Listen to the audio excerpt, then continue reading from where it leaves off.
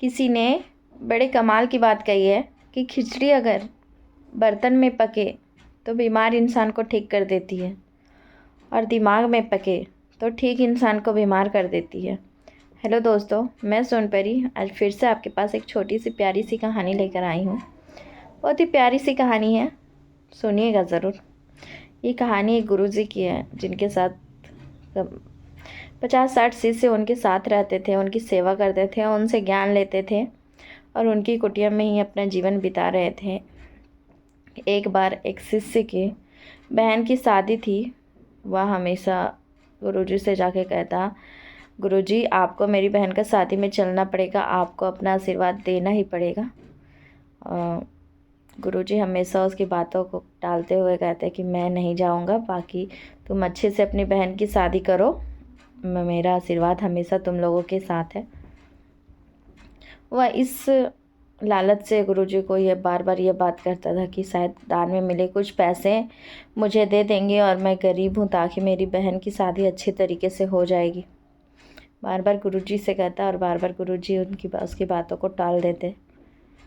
वह समय आ चला था कि जब उसको बहन की शादी में जाना था। वह गुरुजी के पास जाता है, उनसे आशीर्वाद लेता है और गुरुजी को साथ चलने के लिए कहता है, लेकिन गुरुजी तो उनके साथ नहीं चलते और उनको आशीर्वाद देते हुए 5 अनार उसके हाथों में दे देते हैं और 2 और शिष्य को उसके साथ भेज देते हैं कि जाओ काम में उसके हाथ बटाना और उसकी बहन की शादी अच्छे से करा के ही वापस लौटना। वह चलते चलते रास्ते में उन दोनों दोस्तों को कहता है कि गुरुजी की हम इतना सेवा करते हैं, इतना देखभाल करते हैं, लेकिन गुरुजी ने मुझे कुछ भी नहीं दिया, बस ये 5 अनार मुझे थमा दिया। उनके शिष्य और जो शिष्य थे वो लोग कहते हैं कि शायद गुरुजी ने कुछ सोच के ही तुमको दिया होगा, अब पता नहीं, लेकिन तुम टेंशन मत लो, सब कुछ अच्छा हो जाएगा। चलते चलते एक गांव में पहुंचता है जहां का राजा गांव में ढिंढोरा पिटवाता है, ऐलान करवाता है कि जिसके पास भी अनार है वो राजा के पास चलो, राजा बहुत सारे इनाम देंगे। जिसके पास भी अनार है राजा के पास चलो, राजा बहुत सारे इनाम देंगे। वह जो सेवक था गुरुजी का, वह जाता है पुलिस कर्मियों के पास और पूछता है कि अनार की क्या ज़रूरत आन पड़ी है।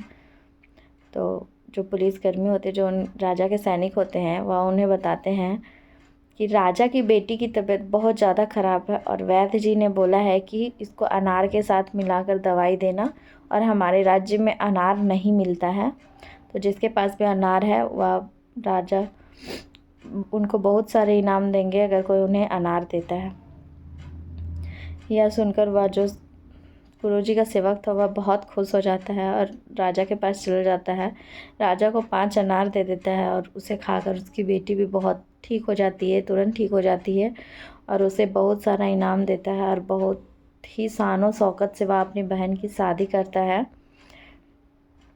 तो यह कहानी का सार हमें यही समझाता है कि अगर भरोसा अच्छे से करो और ऊपर वाले पे करो तो वो आपको कभी निराश नहीं होने देता है। जो हमारे दिमाग में जो खिचड़ी पक रही होती है ना, उसे अगर हम ना ही पकाएं तो अच्छा है, क्योंकि जिसने जन्म दिया है वो हमारे सब कुछ सेट करके हमें भेजा है। वह हमसे भी अधिक जानकार है, वह हमसे भी ज़्यादा तेज है, वह हमसे भी ज़्यादा अच्छा है और हमेशा हमें सपोर्ट ही करेगा। बस इतना याद रखिएगा कि भरोसा करना हमें बच्चों की तरह करना पड़ेगा, तभी वह हमारा साथ कर सकता है। अगर कुछ आपकी मर्ज़ी से हो रहा है तो खुश हो जाइए, और अगर नहीं हो रहा है तो आप उससे भी ज़्यादा खुश हो जाइए, क्योंकि अब जो होगा वो उसकी मर्ज़ी से होगा और वो कभी किसी का गलत नहीं कर सकता है। तो अंत में हम यही कहेंगे, ऊपर वाले के आशीर्वाद के साथ, खुद की मेहनत के साथ कर दिखाओ कुछ ऐसा जिससे इतिहास बन जाए। धन्यवाद दोस्तों।